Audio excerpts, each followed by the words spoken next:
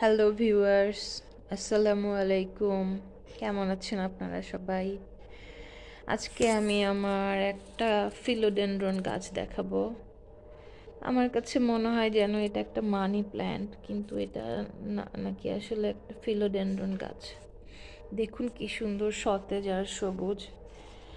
গাছগুলোর পাতা বেশি বাতাসের দোল খেতে খেতে একসময় দেখা যায় যে পাতাগুলো এরকম ছিঁড়ে যায়।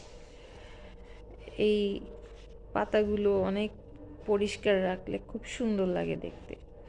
আমি কয়েকদিন হলো খুব একটা যত্ন নিচ্ছি না, শুধু একটু পানি দিচ্ছি একদিন 2 দিন বা 3 দিন পর পর। আপনাদেরকে একটা কথা বলি, মাটি 70% যখন শুকিয়ে যাবে তখনই শুধু পানি দেবেন, এছাড়া পানি দেবেন না। এটা হচ্ছে গাছ ভালো রাখার একটা অনেক বড় টিপস। আচ্ছা, আর এখানে হচ্ছে আমার একটা পাতা মরে গিয়েছে বেশি পানি দেওয়ার কারণে। নইলে এখানে প্রায় 60টা পাতা থাকতো। এখানে আমার একটা পাতা এখানে নতুন গজিয়েছে। এই পাতাটা নতুন, একেবারেই নতুন। আর এখান থেকে আরেকটা পাতা বের হবে। এখনো আমি এটাকে টাচ করছি না খুব একটা, কারণ একটু বড় হওয়ার পরই আস্তে আস্তে পাতাটা মেলতে শুরু করবে।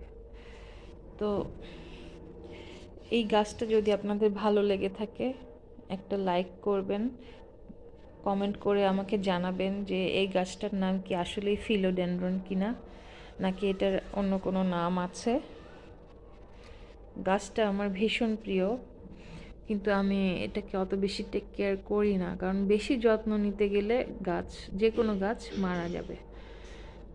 ইনডোর প্ল্যান্টগুলোর ধরনই হচ্ছে এমন যে এগুলোকে আপনি 2 দিন 3 দিন পানি দেবেন না, তারপর পানি দেবেন, দেখবেন এগুলো এমনিতেই ভালো থাকবে। সকালে একটু 1-2 ঘন্টার রোদ পেলেই যথেষ্ট, মাঝে মাঝে একটু রোদে রাখলেই যথেষ্ট, তেমন আর কিছুই করতে হয় না।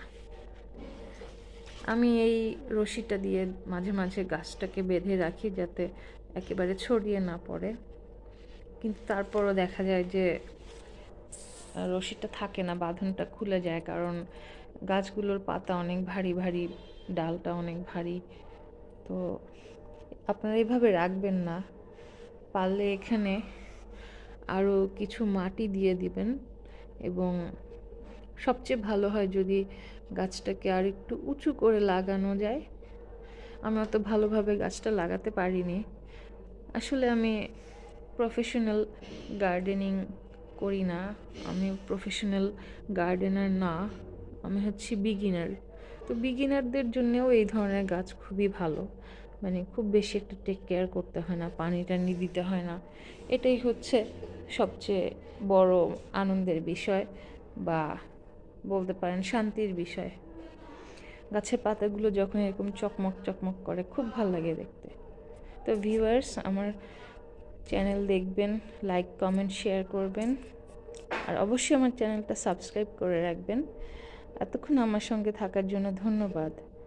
আল্লাহ হাফেজ।